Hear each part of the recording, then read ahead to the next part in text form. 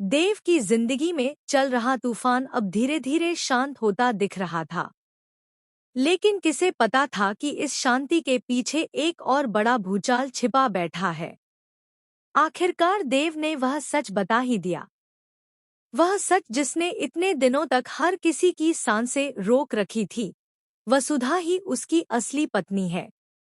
हाँ, वही वसुधा जिसके साथ उसने 7 फेरे लिए थे, जिसकी मांग में उसने सिंदूर भरा था और जिसे मंडप में चंद्रिका ने खुद अपनी दुआएं दी थी। लेकिन इस सच के सामने आने तक की रातें किसी युद्ध से कम नहीं थी। देव पर एक तरफ अपनी जिम्मेदारी का बोझ था, दूसरी तरफ सच्चाई को छिपाने का दर्द। और जब उसे लगा कि शायद अब वह सब ठीक कर लेगा, तभी किस्मत ने उसके रास्ते में बड़े खतरनाक कांटे बिछा दिए। करणवीर, वह शातिर इंसान जिसकी आंखों में सिर्फ बदला और घिनौनी चालें तैरती रहती थी।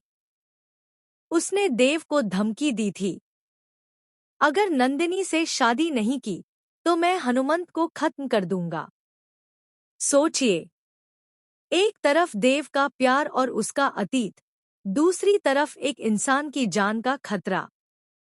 देव को मजबूरन चुप रहना पड़ा।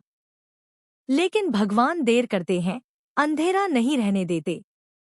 धीरे धीरे सच अपने आप सामने आने लगा। हनुमंत सुरक्षित घर लौट आया। अविनाश भी खतरे से बच निकला।